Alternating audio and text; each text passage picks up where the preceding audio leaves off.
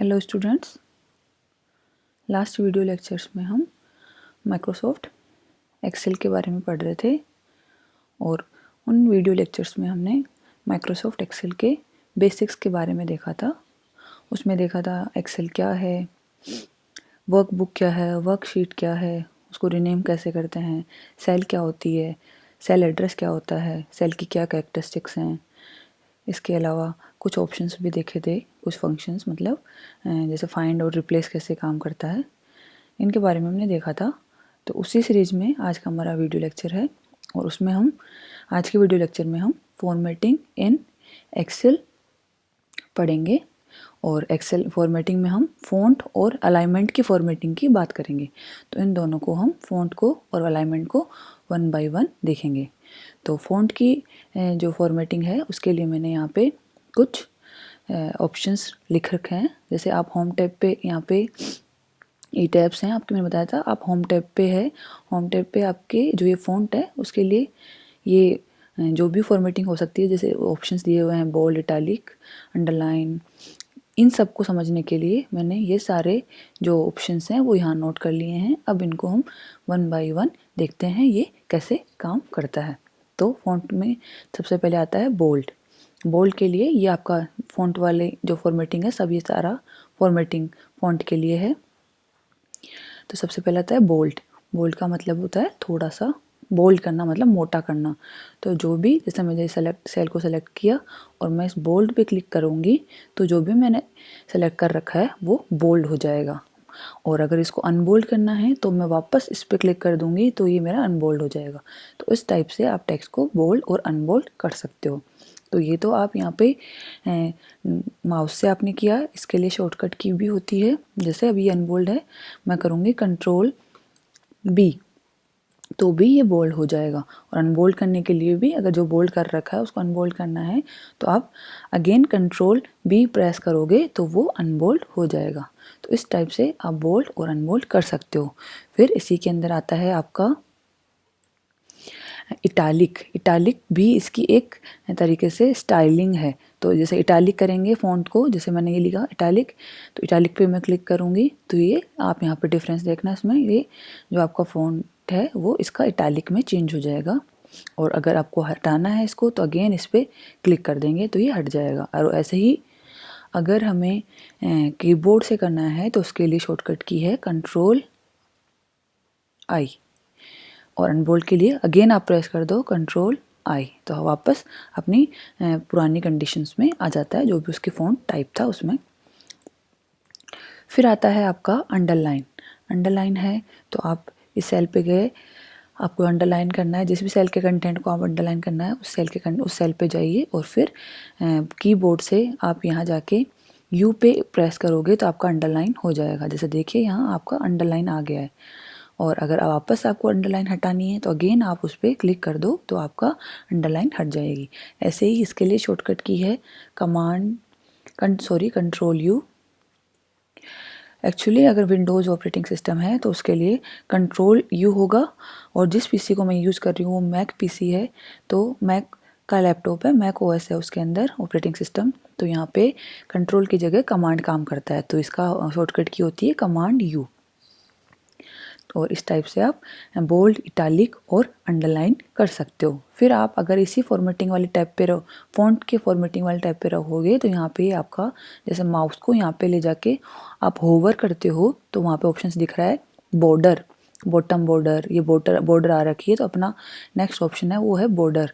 तो अगर बॉर्डर्स करनी है तो यहाँ पे जो ये बॉर्डर वाला ऑप्शन है, यहाँ पे एरो दिख रहा है, इस एरो पे अगर हम क्लिक करेंगे तो यहाँ पे आपकी एरो के लिए डिफरेंट ऑप्शंस आ रहे हैं, bottom border, top border, left border, right border, no border. तो अगर आपको बॉर्डर नहीं करनी है तो ऑलरेडी किस पे रहता है, नो बॉर्डर पे, all border, outside border, thick border, मतलब मोटा करना है थोड़ा, तो जो भी आपको करना है वो आप इनमें से सेलेक्ट कर सकते हो। जैसे थिक बॉटम बॉर्डर, इनको वन बाय हम वन देख लेते हैं। जैसे सबसे पहले हम करते हैं ऑल बॉर्डर। अगर मैंने ऑल बॉर्डर किया है तो मेरा ये जो आपका ये सेल सेलेक्टेड थी उस पर देखो आपकी बॉर्डर बन गई है। ठीक है, अब अगर इसी को बॉर्डर को हमें हटाना है अगेन तो यहाँ पे वापस जाओगे और नो बॉर्डर पे क्लिक कर दो तो फिर यहाँ पे वो बॉर्डर रिमूव हो जाती है। ऐसे ही बॉर्डर वाले जो ऑप्शन है उसमें बहुत सारे ऑप्शंस हैं। जैसे मैंने किया थिक बॉक्स बॉर्डर, तो ये आपका थिक बॉक्स में थोड़े से जो बॉर्डर की जो आपका हो मोटाई है ये थोड़ी मोटी हो गई है। और ऐसे ही जो ऑप्शन है राइट बॉर्डर में सिर्फ अभी पहले नो बॉर्डर और फिर मैंने किया राइट बॉर्डर, तो देखिए सिर्फ सेल के ये राइट में एक लाइन आ गई है, यहाँ पे बॉर्डर बन गई है। ऐसे ही हम अलग अलग ट्राई करेंगे, तो आप इनको ट्राई करके देखोगे तो आपको समझ में आ जाएगा। जैसे मैंने किया लेफ्ट बॉर्डर, तो राइट बॉर्डर ऑलरेडी था, मैंने कर दिया लेफ्ट, तो इधर भी आपकी बॉर्डर आ गई है। अब आप ऐसे ही मैंने नो बॉर्डर पे क्लिक किया है, सॉरी उस सेल को सेलेक्ट करना पड़ेगा हमें, नो बॉर्डर। ऐसे ही इसमें बहुत सारे ऑप्शंस आपको दिए हुए हैं, आप इन ऑप्शंस को ट्राई करके आप देख सकते हो कि ये कैसे काम करेगी। जैसे अभी तो ये एक सेल सेलेक्टेड है, मैंने 3-4 सेल सेलेक्ट कर ली, और अगर मैं इस पर ऑल बॉर्डर कर देती हूँ तो ये इसके सारे बॉक्सेस हैं उन पे बॉर्डर बना देगा, जैसे टेबल फॉर्मेट में। ये आपकी बॉर्डर्स आ गई है। आपको सब में डिफरेंस पता चल रहा होगा। ऐसे ही जैसे अब यहाँ पे एक और ऑप्शन दिया हुआ है आउटसाइड बॉर्डर, तो ये इसके अंदर वालों पे बॉर्डर नहीं बनाएगा, सिर्फ आउटसाइड बॉर्डर बना देगा। तो मैंने यहाँ आउटसाइड बॉर्डर की है, तो सिर्फ इस बॉक्स के बाहर आपकी बॉर्डर बन गई है। तो इस टाइप से ये बॉर्डर वाले ऑप्शंस को आप 1 बाय 1 ट्राई करके देख सकते हो। लास्ट लेक्चर में मैंने आपको अंडू और रीडू के बारे में बताया था। अगर आपने जो काम किया है उसको आप रिमूव करना चाहते हो तो ये वाला अंडू का आपका हो बटन है, इस पर आप क्लिक करोगे तो जो भी आपने लास्ट में काम किया वो हट जाएगा। जैसे मैंने लास्ट में काम क्या किया था, ये वाली बॉर्डर आउटसाइड बॉर्डर सेट की थी, तो ये रिमूव हो जानी चाहिए। तो जैसे देखो ये रिमूव हो गई है। फिर उसके बाद में क्या किया था, अंडू काम करता है जहाँ तक आपने सेव किया है इसको। अभी तक मैंने सेव नहीं किया, तो जितना भी मैं चेंजेस किए हैं अगर मैं अंडू पे प्रेस करती जाऊँगी तो मेरे सारे रिमूव हो जाएंगे। और अगर मैं रीडू पे क्लिक करूँगी तो मैंने जो भी अभी काम हटाया था वो वापस आ जाएगा। तो मैंने ये हटाया था तो ये वापस आ गया। तो इस टाइप से अभी मुझे इनकी ज़रूरत नहीं है, मैंने आपको एक्सप्लेन कर दिया है, तो मैं इनको हटा देती हूँ, ये हट गया।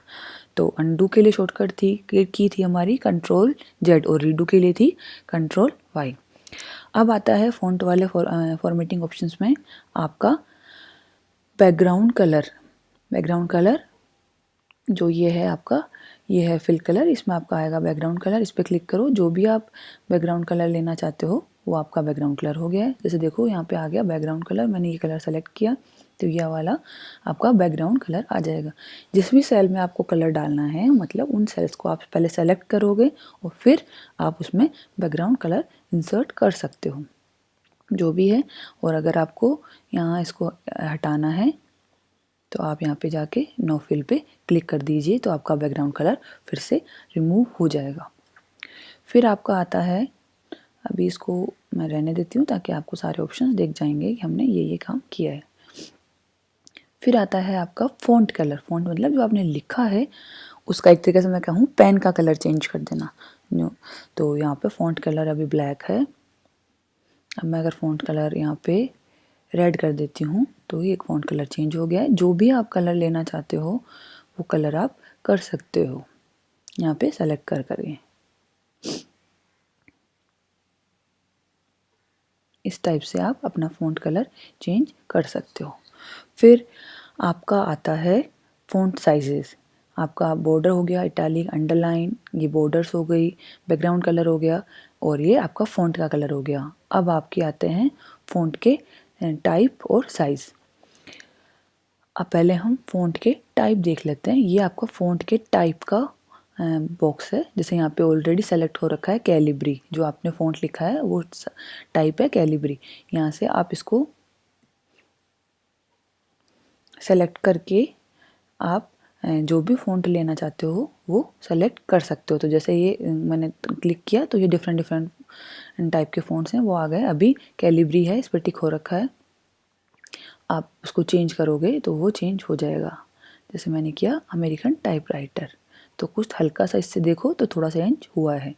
ऐसे ही आप जो भी लेना चाहो अलग अलग, जैसे मैंने किया ये, आपको दिख रहा है। इस टाइप से आप फ़ॉन्ट के टाइप को चेंज कर सकते हो, जो भी आपको ठीक लगे, आपको पसंद आए वो वाला फ़ॉन्ट टाइप आप सेलेक्ट कर सकते हो।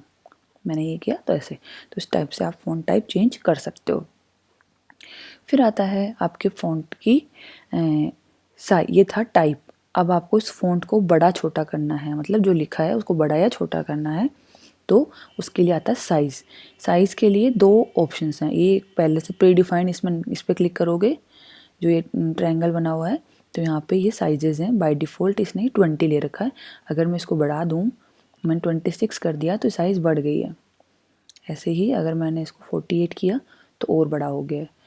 तो इस टाइप से आप फ़ॉन्ट की टाइप साइज़ बढ़ा सकते हो। ये था पहला तरीका। दूसरा तरीका है, अगर आपको धीरे धीरे इंक्रीज़ करना है तो ये आपका फ़ॉन्ट की साइज़ को इंक्रीज़ फ़ॉन्ट साइज़, जैसे ही आप माउस को होल्ड करोगे, बता रहा है ये किसका बटन है, ये इंक्रीज़ फ़ॉन्ट साइज़ के लिए आपका बटन है। इस पर क्लिक करोगे तो फ़ॉन्ट साइज़ धीरे धीरे इंक्रीज हो जाएगी। जैसे जैसे मैं इस पर क्लिक कर रही हूँ, फ़ॉन्ट साइज़ धीरे धीरे इंक्रीज हो रही है। और रिड्यूस करना है तो आप इस टाइप से फ़ॉन्ट को धीरे धीरे रिड्यूस कर सकते हो। तो ये हुआ आपका फ़ॉन्ट के लिए। तो इस टाइप से आप फ़ॉन्ट की फॉर्मेटिंग को चेंज कर सकते हो, देख सकते हो। तो ये हमारा फ़ॉन्ट वाली फॉर्मेटिंग कंप्लीट हो गई है। अब हम देखेंगे अलाइनमेंट के लिए। अब अलाइनमेंट के लिए, जैसे मैंने जो आपकी यहाँ पे ये अलाइनमेंट है, इसमें मैंने कुछ लिखा हुआ है, ये टेक्स्ट लिखा हुआ है। जैसे मैंने यहाँ लिखूँ टेक्स्ट, मैंने यहाँ टेक्स्ट लिख दिया। जो फ़ॉन्ट का अलाइनमेंट होता है उसके लिए आपके पास में 9 ऑप्शंस हैं, सॉरी 9 नहीं, 6 ऑप्शंस हैं। ये जो आपके हैं, ये आपका हॉरिजॉन्टल अलाइनमेंट के लिए। हॉरिजॉन्टल मतलब ऐसे सीधे, आडा कह सकते हो आप इसको। ऐसे वाला अलाइनमेंट हॉरिजॉन्टल अलाइनमेंट होता है। और ऐसे जो अलाइनमेंट होता है, मतलब हाइट में, वो होता है आपका वर्टिकल अलाइनमेंट। तो ये आपके वर्टिकल अलाइनमेंट के लिए हैं और ये आपके हॉरिजॉन्टल अलाइनमेंट के लिए हैं। इनका डिफरेंस आपको समझ में आ जाएगा। जैसे ये आपका हॉरिजॉन्टल अलाइनमेंट के लिए है, तो जैसे मैंने इस पर क्लिक किया तो ये आपका होता है लेफ़्ट अलाइनमेंट। आप जो भी टेक्स्ट लिखा वो लेफ़्ट में चला गया, और आपका यहाँ लिखा ये मिडिल में चला गया, और ये राइट में चला गया। और ऊपर वाले को समझने के लिए एक बार मैं इसको ये थोड़ा बड़ा कर दिया है। अब मैंने किया,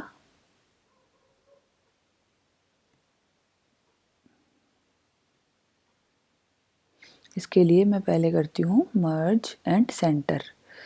तो अब आपको ये समझ में आ जाएगा दोनों को। अभी अगर ये हॉरिजॉन्टल अलाइनमेंट की बात करूँ तो जैसे देखो मैंने लेफ़्ट किया, ये लेफ़्ट में चला गया, ये सेंटर के लिए है और ये राइट के लिए है। अगर अब हम वर्टिकल अलाइनमेंट की बात करें, मैंने कहा ऊपर, वो ऊपर में भी कौन सा सेलेक्टेड है, यहाँ पे जो सेलेक्टेड रहेगा ये राइट है तो राइट पे चला गया। अगर मैंने कहा मिडिल में तो ये राइट में था इसलिए मिडिल में आ गया है। और अगर मैं कहूँ बॉटम तो ये बॉटम पे आ गया है। अब मैं इसको अगर मैं यहाँ देखती हूँ, यहाँ है, मैं इसको चेंज कर देती हूँ तो ये लेफ़्ट में रहेगा। अब लेफ़्ट में मिडिल में ये यहाँ जाएगा और यहाँ पे बॉटम में जाएगा। अब मैं इसको अगर सेंटर कर देती हूँ तो यहाँ पे मैंने कहा ऊपर है जाएगा ये सेंटर में, फिर ये मिडिल में रहेगा और ये नीचे जाएगा। तो इस टाइप से आप इन अलाइनमेंट्स को देख सकते हो कि आपका टेक्स्ट का अलाइनमेंट आपको कैसा चाहिए। तो इनके थ्रू आप अलाइनमेंट सेट कर सकते हो। अब इसी अलाइनमेंट में आपके दो ऑप्शंस और हैं। ये है इंडेंट के लिए, ये ऑप्शन है डिक्रीज इंडेंट और ये है इंक्रीज इंडेंट। मतलब आपको जैसे यहाँ पे फ़ॉन्ट के लिए था इंक्रीज करो धीरे 1 बाय 1, ऐसे ही यहाँ पे जो आपका ये अलाइनमेंट्स हैं इनको धीरे धीरे थोड़ा लेफ्ट या राइट में शिफ्ट करना हो 1 बाय 1 तो आप इसको कर सकते हो। जैसे मैंने यहाँ पे डिक्रीज इंडेंट पे क्लिक करूँगी, इंक्रीज इंडेंट पे किया तो ये ऐसे आपका धीरे धीरे 1 स्पेस आगे बढ़ता जाएगा। ऐसे डिक्रीज इंडेंट पे किया तो ये धीरे धीरे 1 स्पेस कम होता जा रहा है। तो इस टाइप से आप इंक्रीज इंडेंट और डिक्रीज इंडेंट से भी आपको आपके टेक्स्ट की पोजीशन क्या रखनी है वो आप सेट कर सकते हो। अब ये आपका लिए एक ऑप्शन है, ये आपका किसका है, ये टेक्स्ट के ओरिएंटेशन के लिए ही है। इस पर आप क्लिक करके देखो, यहाँ पे बहुत सारे ऑप्शंस हैं आपके लिए कि आपके टेक्स्ट को आपको किस टाइप से रखना है। तो आपका जो टेक्स्ट है उसका एंगल आपको एंटी क्लॉकवाइज रखना है। एंटी क्लॉकवाइज मतलब जहाँ से घड़ी चलती है उसकी विपरीत डायरेक्शन में। तो जैसे मैंने किया तो देखो इस टाइप से हो गया। क्लॉकवाइज मतलब जिस डायरेक्शन में अपनी घड़ी की सुइयाँ चलती हैं, तो एंगल क्लॉकवाइज, तो इस टाइप से इसने टेक्स्ट को सेट कर दिया है। ऐसे ही वर्टिकल टेक्स्ट मतलब खड़ा हो जाएगा एक तरीके से, ये वर्टिकल टेक्स्ट हो गया। फिर आता है आपका रोटेट टेक्स्ट अप, इस टाइप से ये अप हो गया। फिर आता है रोटेट टेक्स्ट डाउन, ये आपका हो गया। फॉर्मेट सेल अलाइनमेंट, ये आपका क्या कहते हैं, जो भी आपने अभी काम किया उसके लिए डायलॉग बॉक्स है। आप जितने भी अभी आपने काम किए हैं वो सारे इसमें देख सकते हो। अलाइनमेंट, फ़ॉन्ट देखा है अलग अलग टाइप का, इटालिक किए। फिर आपने बॉर्डर्स देखे हैं कि किस टाइप की आपको बॉर्डर देनी है, आप दे सकते हो। फिर आपका कलर के लिए यहाँ नो कलर आ रखा है, आप कलर करके कर सकते हो। प्रोटेक्शन अभी हमने नहीं देखा और नंबर्स भी हमने नहीं देखा। तो इस टाइप से आपने इस पर काम किया है। फिर आता है आपका अलाइनमेंट के अंदर ही, ये आपका सारा इसी में चल रहा था। मर्ज और सेंटर मैंने बता दिया, टेक्स्ट के लिए था। कमांड अंडू करोगे तो आप इस टाइप से इसको आप वापस पुरानी पोजीशन पे आ जाओगे। अब फिर आता है आपका, ये आपका अलाइनमेंट वाला ऑप्शन चल रहे हैं सारे। मर्ज सेंटर मैंने बता दिया था, जितने भी आपको सेल्स लेनी है उनको सेलेक्ट करके मर्ज एंड सेंटर करोगे, जो टेक्स्ट है उनके मिडल में आ जाता है। अब आता है आपका रैप टेक्स्ट। जैसे इस सेल में मैंने लिखा this text belongs to this cell, अब सिर्फ इसी सेल का टेक्स्ट है, लेकिन ये जो टेक्स्ट है वो इस सेल से बाहर निकल रहा है। तो मैं चाहती हूँ ये टेक्स्ट इसी सेल में फिट हो जाए, मतलब उस जो सेल है सेल की अंदर ही वो फिक्स हो जाए, उस सेल से बाहर ना जाए, उसकी रेंज से बाहर नहीं जाए।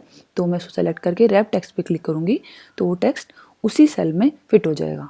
देखिए ये उसी में फिट हो गया। आपकी जो सेल थी उसकी आप कहो विड्थ, आपने चौड़ाई को नहीं बढ़ाया है। तो इस टाइप से आपका रैप टेक्स्ट काम करता है। इसे अनरैप करूँगी तो वापस ये हट जाएगा। तो इस टाइप से आपका रैप और अनरैप हो जाता है। तो आज हमने देखा फॉर्मेटिंग एक्सेल में फ़ॉन्ट का फॉर्मेटिंग और फ़ॉन्ट और अलाइनमेंट्स के बारे में देखा। तो आज के लेक्चर के लिए इतना ही। नेक्स्ट वीडियो लेक्चर्स में देखेंगे आगे का। तो आज के लेक्चर के लिए इतना ही। Thank you.